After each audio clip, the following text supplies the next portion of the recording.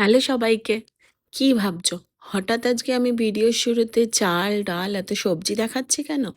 আসলে আজকে আমি দুর্গাপুজোতে, ষষ্ঠীতে ভোগ বানাবার দায়িত্ব নিয়েছি। আর শুধু আমি একা না, এখানে সবাই অল্প অল্প করে আলাদা আলাদা কিছু না কিছু বানিয়ে নিয়ে আসে প্রত্যেকদিন পুজোর জন্যে। তো আজকে আমার ভাগে পড়েছে খিচুড়ি আর ৫ রকম ভাজা। এবার রান্না কমপ্লিট করে আমি চটপট করে রেডিও হয়ে নিয়েছি বেরোবো বলে। দুর্গাপুজো বলে কথা, না সেজেগুজে গেলে হয়?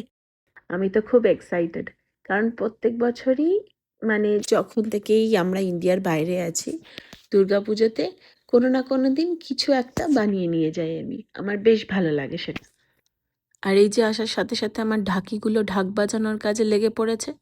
এই সময়টা ওদের আনন্দ অনেক। আর আমিও লেগে পড়েছি লুচি বানাতে। শুধু আমি না, দেখতে পাচ্ছ আমরা কতজনে মিলে লুচি বানাচ্ছি। একসাথে এসব করতে বেশ মজা লাগে। আসলে এই লুচিগুলো হচ্ছে দুপুরের লাঞ্চের জন্যে।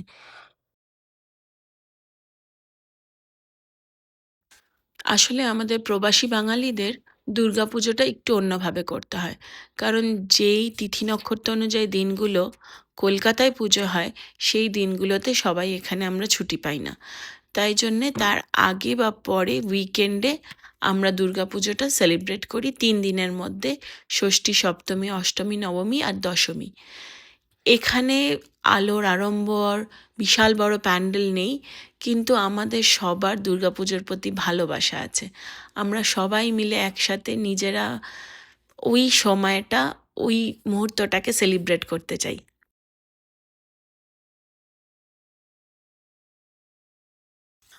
আর এবার পুজো ম্যাগাজিনে আমার পেন্টিংয়ের কথা তো তোমাদের সাথে আগেই শেয়ার করেছি। কি যে আনন্দ এটা, বলে বোঝাতে পারবো না।